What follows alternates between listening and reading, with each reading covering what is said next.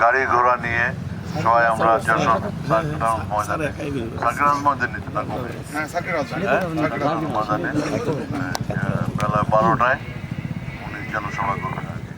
আজকে আমাকে অমিত ফোন করেছিল, ফোন করে জানিয়েছিল।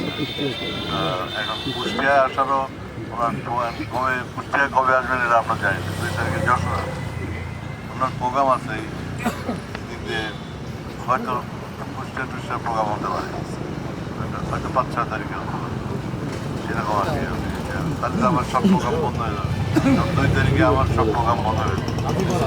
আমার তো যশোর যেতে হবে। আজকে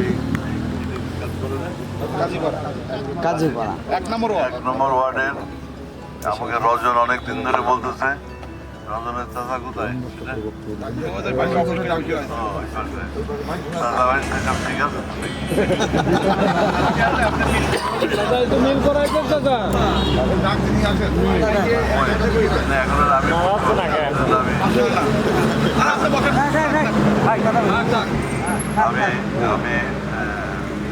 আমি একসাথে থাকি এটাই চাই, আমাদের দলের জন্য, দেশের জন্য, পরিবারের জন্য। এটা হাত দিয়ে বলবে যে আমি বিএনপি সারা জীবন মরে যাবো, বিএনপি করবো, তাহলে তার সাথে আমি হাত পেলাম।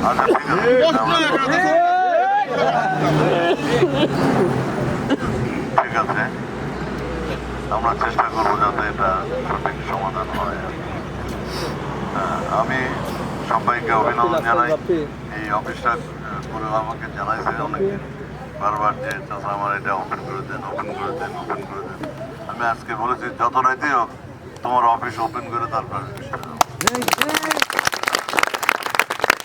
পান্টি গেছিলাম, পান্টি না তো চৌরঙ্গি, এটা জানাজা করে আমাদের একজন সহকর্মী ইন্তেকাল করেছে। কি নাম রে? ময়না বোঝা যাচ্ছে সম্ভব ফকির ফকির আবার মনি ফকির নামে একজন মারা গেছে, সে বুড়ো 100 বছর বয়স, সেটা সকালেই কাম হয়ে গেছে। যাই হোক, আমি মোটামুটি চারিদিকে সব নেতা কর্মীরা উৎসাহ ভরে নির্বাচনের কাজ করছে। আমি হ্যাপি অল অফ ইউ, কারণ যে ভোটে আমাদের জিততে হবে, ঠিক না? একশো সবাই হাত তুলে দেখান একমত নাই। আমাদের শহর সাহেব আছেন এখানে, সভাপতি যুবদলের আহ্বায়ক সাহেব আছেন, অন্যান্য নেতৃবৃন্দ আছেন, আমার নজন ভাতিজা আছে। সবাইকে আমি অভিনন্দন জানাই, ছাত্র নেতাদেরও অভিনন্দন জানাই। আমার মৎস্যজীবী জন্টু বিশ্বাস আছে, সবাই আছে, সবুজ আছে, বডি বিল্ডার আছে,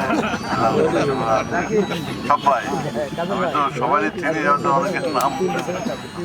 হ্যাঁ